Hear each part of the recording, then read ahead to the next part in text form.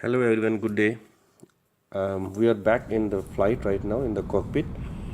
जो एयरक्राफ्ट मैंने सेलेक्ट किया है वो है विल्को फील्ड एयर एयरबस A320। इस वक्त अगर आप गौर से देखें तो हम जिब्राल्टर एयरपोर्ट का जो इनिशियल फिक्स है, इनफैक्ट पब्लिश्ड इनिशियल फिक्स नहीं है, पॉइंट ब्रावो, हम उसके पास पहुंच गए हैं। और पॉइंट ब्रावो हमारा लाइकली इनिशियल फिक्स है। जैसे मैंने कहा कि एक अनपब्लिश्ड किस्म का आईएफ है, यानी हो हम इसको एज एन आईएफ लेंगे। और पॉइंट ब्रावो पे पहुंचने के बाद हम एक राइट टर्न लेंगे at a heading of 346। Already मैंने हेडिंग 346 अपने मेन कंट्रोल पैनल में ट्यून कर दिया है। एंड आल्सो उसके साथ साथ मैंने जो हमारा फाइनल अप्रोच फिक्स तक पहुंचने के लिए जो आल्टीट्यूड पब्लिश्ड है वो भी मैंने उसमें ट्यून कर दिया है। और हम नियरली पहुंच गए हैं पॉइंट ब्रावो पे। अब यहाँ से हम एक राइट टर्न लेंगे हेडिंग 346 डिग्री पे। Let's take a gentle right turn and at the same time हम उसके साथ साथ अपने डिसेंट को कंटिन्यू करेंगे। हमारा जो डिसेंट है वो will take it up to maximum हम जो डिसेंड कर सकते हैं 1520 फुट तक, यानी 1520 फुट 1520 फुट तक हम इसको कंटिन्यू कर सकते हैं। And up to 5 nautical mile हमें मेंटेन करना होगा यही अल्टीट्यूड, बिकॉज 5 नॉटिकल माइल के बाद अगर आप अप्रोच प्लेट का पार्ट जो है अगर आपको याद हो तो उस पर मैंशन था 5 नॉटिकल माइल के बाद हमें अपनी स्पीड के अकॉर्डिंग अपने डिसेंट रेट के साथ फर्दर डिसेंट को कंटिन्यू करना होगा।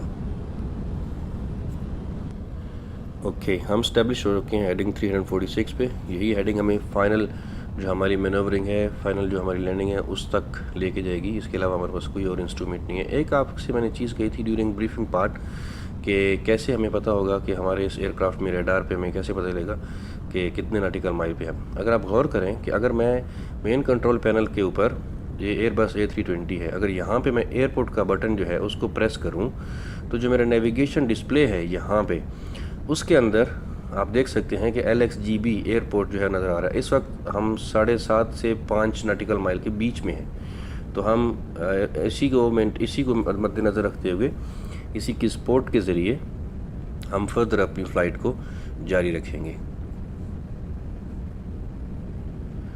ओके, सून हम पहुंचने वाले हैं 5 नॉटिकल माइल्स के डिस्टेंस पे, जो कि हमारा फाइनल अप्रोच फिक्स होगा।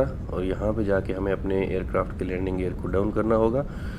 और ये हम 5 नॉटिकल माइल पे पहुँचे, लैंडिंग गियर डाउन कर दिया हमने। And let us start a descent, final descent towards our destination, जहाँ से हम तकरीबन 700 to 800 फीट पर मिनट की जो डिसेंट रेट है उसको मेंटेन करेंगे और अपने फाइनल फिक्स से फर्दर अपनी फ़्लाइट को कंटिन्यू रखेंगे। ये चीज़ हमें इस जगह पे एक और देखनी है, वो ये है कि फ्लैशिंग लाइट जिसके बारे में मैंने आपसे कहा था, मैंने थोड़ा सा कॉकपिट को राइट साइड पे टर्न कर दिया है। बिकॉज इन रियल वर्ल्ड आपका को पायलट आपको हेल्प करता है।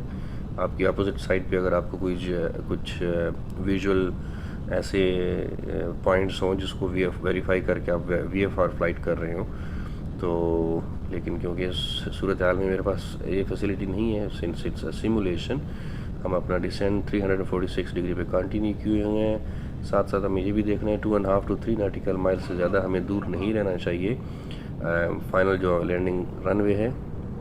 तो हम जैसे ही उसको टच करेंगे उस बॉर्डर को, तो राइट टर्न भी हम एक जेंटल राइट टर्न देना शुरू कर देंगे। यहाँ पे हमें हवा का जो दबाव या हवा के असरात हैं वो हमें किसी सूरत भी इजीली मैनोवरिंग नहीं करने देंगे।